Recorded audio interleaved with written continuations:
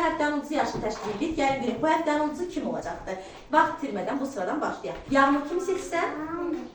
Aha, Məryəm. Zəhra kim seçsən? Hansı Hüseynin? Əli Hüseyin yoxsa Hüseyin Hüseyin? Əli Hüseyin. Aha. Siraj kim seçsən? O Hüseyin yoxsa bu Hüseynin? Hə, o Hüseyin Hüseynin. Aha.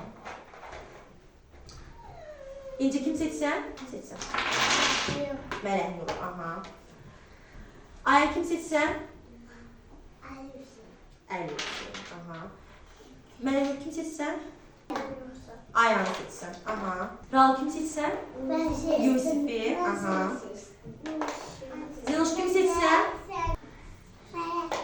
Mələk Nur. Aha. Yusif kim seçsən? Əli Hüseyin. Aha.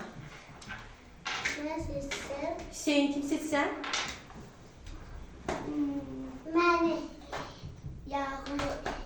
Raul'u. Ayşe kim seçsən? Aha, Əli Hüseyin. Hüseyin kim seçsən? O bir Hüseyin'i. Aha. Aylin. İndi sənin biləcəyin səs çox önəmlidir.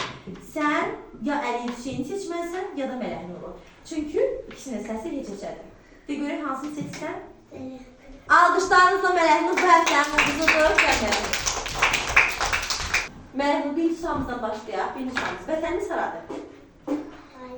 Afərin Mələk Nur, alqışlayaq. İkinci sualımıza keçək. Mələk Nur, bayrağımızda neçə rəng var? Afərin Mələk Nur, hansılardır say? Afərin Mələk Nur, alqışlayaq. Üçüncü sualımız belədir. Qar nə rəngdədir?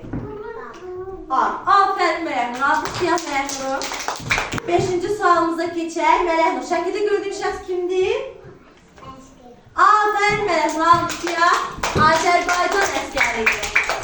Və uşaqlar, Mələk Nur 5 sualımızın 5-nə də düzgün cavab verdiyinə görə məndən ulduz stikerini alır və bu həftəmizin ulduzu Mələk Nurdur. Alqışlayın.